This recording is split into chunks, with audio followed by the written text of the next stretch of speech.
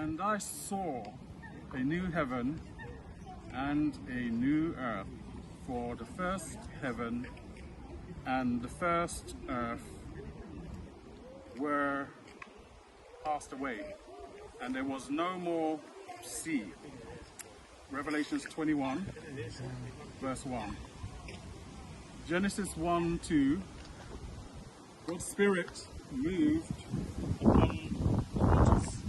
God's Spirit moved upon the waters.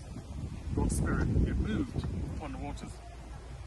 And this message is remember to pray. Remember to pray. Because God's Spirit actually moved upon the waters in Genesis 1 verse 2. And in the Revelation I was telling you about new heaven, new earth. Everybody wants to know about this new heaven, new earth. Or most people do. They're intrigued about the new heaven and the new earth. They are intrigued about the new heaven, new earth. And the new heaven, new earth is on the horizon with the rapture. So we have to take in our view in our life that this new heaven, new earth, we are on the brink of. New heaven, new earth.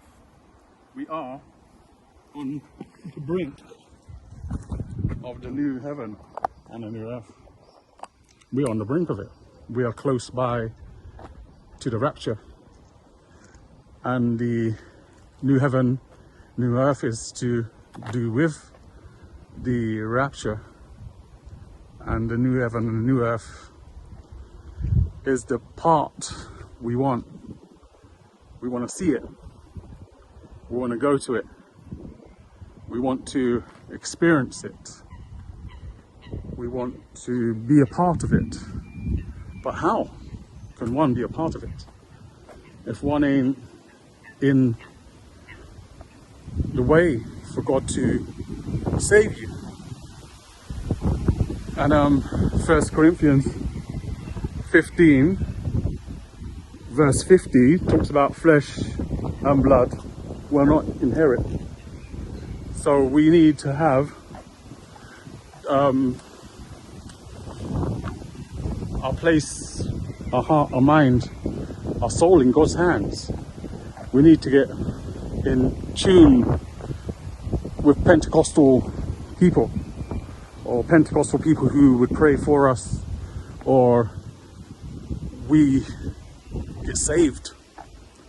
It's all a part of life to get to that new heaven, new earth. And God said there would be no sea there. So I've known through studies that there is a river, there's rivers in heaven, and the plants talk to you.